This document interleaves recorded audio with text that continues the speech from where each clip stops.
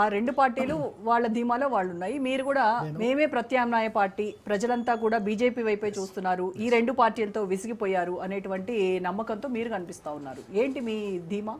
మా ధీమా ఏంటంటే ఈ రెండు పార్టీల యొక్క ఫెయిల్యూర్స్, వైఫల్యాలు మా ధీమా.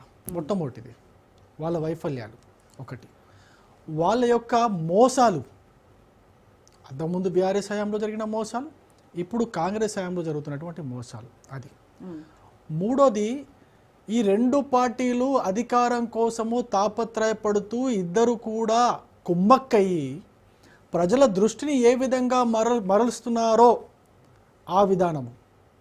ప్రజల దృష్టి మరచాలని ప్రయత్నం చేస్తే ప్రజలు బాగా మనసులో పెట్టుకుంటారండి. ఇది గుర్తుపెట్టుకోండి. బీఆర్ఎస్ కాంగ్రెస్ అక్కరకు రాని అంశాలన్నిటినీ కూడా రెండు పార్టీలు కుమ్మక్కయి లేవనెత్తి ఈ యొక్క పత్రికల ద్వారా, ఎలక్ట్రానిక్ మీడియా ద్వారా ప్రజలకు వెళ్ళేలాగా చేస్తున్నారు. వీటన్నిటికీ నేను ఉదాహరణ చెప్తా. మొట్టమొదటిది రేవంత్ రెడ్డి గారి గురించి మాట్లాడడం. ముందు సరే మన పాదయాత్ర అంశం గురించి మాట్లాడుతున్నాం కాబట్టి నాకు ఒక చిన్న అబ్జెక్షన్ ఉన్నది. మీ వెనక అయితే స్క్రీన్ కనిపిస్తుంది, అందులో బండి సంజయ్ గారి ఫోటో కనిపించట్లేదు. ఎందుకంటే తెలంగాణ రాష్ట్రంలో అత్యంత ఎక్కువ కిలోమీటర్లు పాదయాత్ర చేసింది బండి సంజయ్ గారు. ప్రజా సంగ్రామ యాత్ర ద్వారా 6 విడతలుగా పాదయాత్ర చేసి ప్రజల వద్దకు వెళ్ళి ప్రజా సమస్యలు తెలుసుకొని కేసీఆర్ గారి నియంతృత్వానికి వ్యతిరేకంగా, బీఆర్ఎస్ పార్టీ యొక్క అక్రమాలకు వ్యతిరేకంగా, బీఆర్ఎస్ పార్టీ ఇచ్చినటువంటి అమలు చేయలేనటువంటి హామీలకు వ్యతిరేకంగా కొట్లాడినటువంటి వ్యక్తి, అత్యంత ఎక్కువ పాదయాత్ర చేసినటువంటి వ్యక్తి. ఆ వ్యక్తి యొక్క ఫోటో మీ స్క్రీన్లో కనిపించట్లేదు కాబట్టి నా ఒక అభ్యంతరం తెలియజేస్తున్నా, కొంచెం తప్పకుండా వేయండి. ఒకటి, తెలంగాణ రాష్ట్రంలో పాదయాత్ర ఎవరైనా చేయొచ్చు. రాజకీయ పార్టీల యొక్క అది బాధ్యత కూడా అనుకోవచ్చు, హక్కు కాదు బాధ్యత కూడా అనుకోవచ్చు. కేటీఆర్ గారు పాదయాత్ర చేస్తారని చెప్పేసి ఇప్పుడు ఈ అంశం పైన మనం చర్చ చేస్తున్నాం. కేటీఆర్ గారు మీరు పాదయాత్ర చేసి ప్రజల వద్దకు వెళ్ళి ఏం మాట్లాడతారు?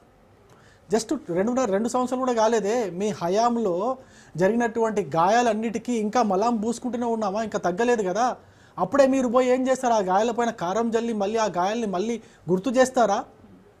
మీరు తెలంగాణ ఉద్యమంలో మీరు ఇచ్చినటువంటి హామీలన్నీ, ఒక్కొక్క హామీ రైతుల గురించి అండి, వీళ్ళు చెప్పినాయే.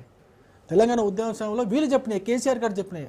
20 లక్షల కౌలు రైతులు ఉన్నారు, 40 లక్షల కుటుంబాలు వ్యవసాయం పైన ఆధారపడి ఉన్నాయి. వీళ్ళ హయాంలో జరిగింది ఏంటండి? వ్యవసాయం కుదేలైంది. వ్యవసాయంలో వీళ్ళకైతే ఒక చిన్న పథకం చెప్తానండి, ఉదాహరణకి అన్నేందుకు ఒక చిన్న పథకం, వ్యవసాయ యాంత్రీకరణ అనే ఒక పథకం ఉండే. వ్యవసాయంలో యాంత్రీకరణ ప్రవేశపెట్టాలి. ఆ యాంత్రీకరణ పథకానికి వాళ్ళ 9.5 సంవత్సరాల కాలంలో 8 సంవత్సరాలు 0 బడ్జెట్ కేటాయించింది, 0 ఖర్చు చేసింది కూడా 0. ఇది వ్యవసాయం గురించి. రైతు రుణమాఫీ ఎట్లాగో చేయలేదు. సరే 2014లో హామీ ఇచ్చారు, 2018లో కూడా హామీ ఇచ్చారు. రైతు రుణమాఫీ ₹1 కూడా చేయలేదు. దాని తర్వాత రైతులకు రుణాలు కూడా దొరకలేదు. ఉన్న రుణాలని రెన్యువల్ చేసుకుంటూ వడ్డీలు కట్టుకుంటూ పోయారే కానీ రైతులందరూ కూడా ఎక్కడ కూడా రుణమాఫీ చేయలేదు, రుణాలు కూడా కొత్తగా కల్పించలేదు. ఇది రైతుల విషయంలో ఇంత దారుణంగా వ్యవహరించినటువంటి కేసీఆర్ గారి ప్రభుత్వం. ఈయన ఇంత చేస్తే రేవంత్ రెడ్డి గారు వచ్చి ఇంకా దారుణంగా మోసం చేసి, ఇంతకుముందు నిఖిల్ గారు చెప్పినట్టుగా ఇంటింటికి పోయి ఆ పత్రాలు ఇచ్చేసి వాళ్ళు 10,000 ఇస్తున్నారు, మేము 15,000 ఇస్తామని చెప్పేసి అరాజ్ పాడినట్టుగా పాడి రైతులను ఇంకా దారుణంగా మోసం చేసినటువంటి పార్టీ నాయకుడు ఎవరైనా ఉన్నారంటే కాంగ్రెస్ పార్టీ, రేవంత్ రెడ్డి పార్టీ. ఎందుకు చెబుతున్నారంటే కేవలం 100 రోజుల్లో రైతుకు సంబంధించిన ఈ యొక్క రైతు బంధు పథకం కింద ఈరోజు ఓటేయండి, రేపు పోయి 15,000 తెచ్చుకోండి అన్న అంత దారుణమైన మోసం. రేవంత్ రెడ్డి గారి ప్రభుత్వానికి కూడా నేను ఒకటే మాట చెప్తున్నా, ఆ ప్రభుత్వానికి పేరు పెట్టాలని ఏ విధంగా పాలన ఉంది అని అనుకుంటే ఒకటే పేరు పెట్టచ్చు, fake, fraud and fail. Fake ఎందుకు అంటున్నారంటే, నేను చెప్తున్నా ఫేక్ ఎందుకు అంటున్నానంటే, ఫేక్ హామీలు ఇచ్చిరండి, ఒక్క హామీ కూడా నిజమైన హామీ ఇవ్వలేదు. 420 హామీలు అని చెప్పేసి బీఆర్ఎస్ వాళ్ళు ఫేక్ హామీలు ఇచ్చారు. రెండోది ఫ్రాడ్ ఏంటి? 100 రోజుల్లోనే అమలు చేస్తామన్న ఒక్క హామీని కూడా అమలు చేయకుండా రేపొద్దున పోండి 15,000 తెచ్చుకోండి, అది ఫ్రాడ్, మోసం.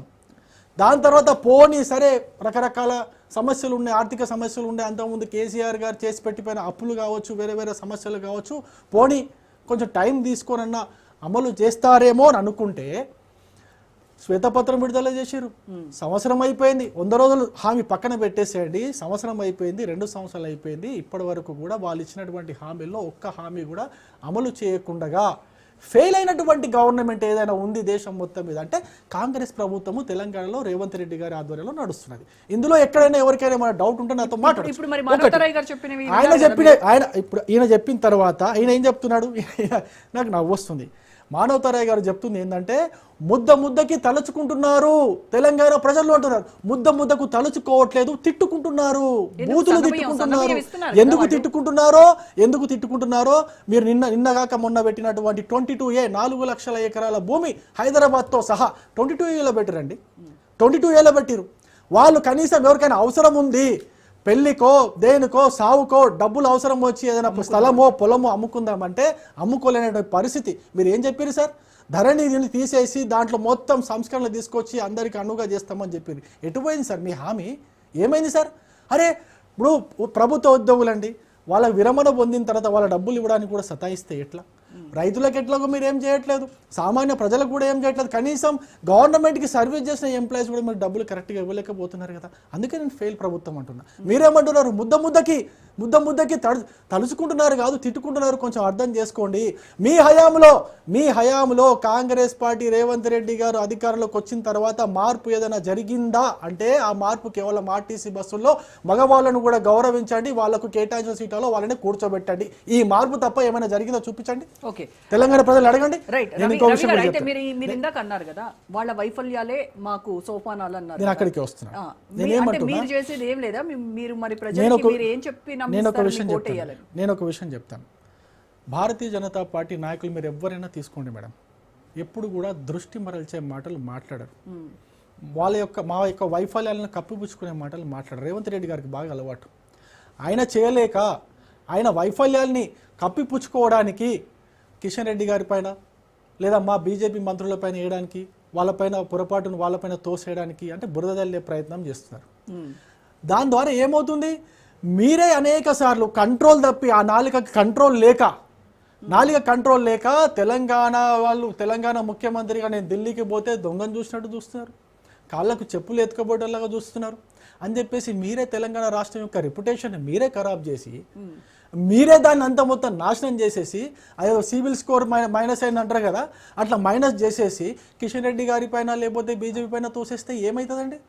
ప్రజలకు తెలియదా? ప్రజలకు అర్థం కాదా? అంత కూడా తెలంగాణ ప్రజలు విఘ్నులు కాదా? నేను ఇంకో విషయం కూడా చెప్తున్నా.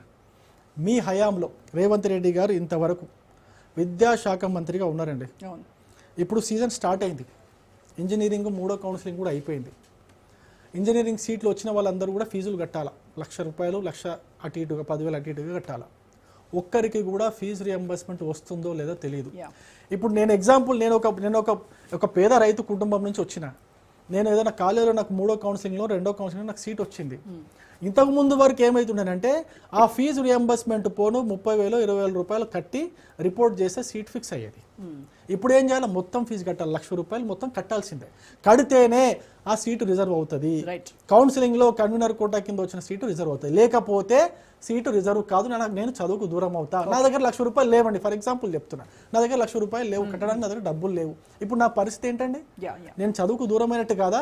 విద్యాశాఖ మంత్రిగా ఉండి, ఇంత పెద్ద హోదాలో ఉండి, ముఖ్యమంత్రిగా ఉండి, మీకు కనీసము దీనిపైన జ్ఞానం కూడా లేకుండా వ్యవహరిస్తుంటే తెలంగాణ ప్రజలు మిమ్మల్ని ముద్దకి తలుచుకుంటారా, తిట్టుకుంటారా? రేవంత్ రెడ్డి గారు ఒక్కసారి అర్థం చేసుకోండి. నేను ఇంకొక చిన్న పాయింట్ కూడా చెప్తాను. లాస్ట్ పాయింట్ చెప్తాను. ఏమండి, హైదరాబాద్లో 1,00,000 ఇండ్లు, 1,00,000 ఇందిరమ్మ ఇల్లు అని చెప్పేసి ప్రతి మెట్రో పిల్లర్కి ఇంత పెద్ద పోస్టర్లు వేసుకున్నారు. అందరూ చూసింటారు, ఇక్కడ ఉన్న వాళ్ళందరూ కూడా చూసింటారు. 1,00,000 ఇండ్లు కాదు కదా, ఒక్క ఇంటికైనా మీరు ₹1 తీసుకోకుండా దరఖాస్తులు తీసుకుంటున్నారు కదా. ఇప్పుడు ₹6,00,000 కట్టాలంట. ₹6,00,000 కడితే మీరేంది ఇచ్చేది? మీరు ఇస్తారా డబుల్ బెడ్రూమ్ ఇల్లు? వాళ్ళు కట్టుకోరా? ₹6,00,000 మీకు కడితే మీరు కట్టేదేంది? నాకు అర్థం కాదు. ₹6,00,000 కట్టాలా? అరే ₹6,00,000 కాదు, మీరు ఆ మెట్రో పిల్లర్కి వేసినటువంటి ఒక్కొక్క యాడ్ మొత్తం ఖర్చు దాదాపు 100-200 కోట్లు అయింటది. ఆ 100-200 కోట్లు వేసుకుంటే ఎన్ని ఇల్లు కట్టేవాళ్ళండి మానవతారాయ్ గారు? మీరు వినండి, ఒక్కసారి వినండి మానవరాయ్ గారు, ప్లీజ్ వినండి. మీరు విద్యార్థుల సమస్యల గురించి ఇంతసేపు మాట్లాడినా దాని గురించి మీరేమైనా చెప్తారా? మీరు విద్యార్థుల సమస్యల గురించి మీరు కొట్లాడిన వాళ్ళు యూనివర్సిటీలో, విద్యార్థుల సమస్యల పైన మీ గలం విప్పిన వాళ్ళు, మీకు బాధ అనిపిస్తలేదా? వీటన్నిటి గురించి మాట్లాడరా? నేను ఇంకొక చిన్న పాయింట్, లాస్ట్ పాయింట్ నేను కంక్లూజన్ చెప్పి వదిలేస్తానండి. ఏమండి, తెలంగాణ రాష్ట్రంలో మంత్రివర్గంలో ఉన్నటువంటి మంత్రులందరినీ ఒక్కసారి చూడండి. ఏ మంత్రి అయినా ఆ శాఖకు సంబంధించి పూర్తి బాధ్యత తీసుకొని ఆ యొక్క బాధ్యతను 100% నెరవేరుస్తున్నారా? వాటి గురించి ఏమైనా మాట్లాడుతున్నారా అంటే వీళ్ళు గాంధీ భవన్లో కూర్చొని మాట్లాడేది ఏంటో తెలుసా అండి? క్షుద్ర పూజలు చేస్తున్నారంట ప్రభుత్వం పైన.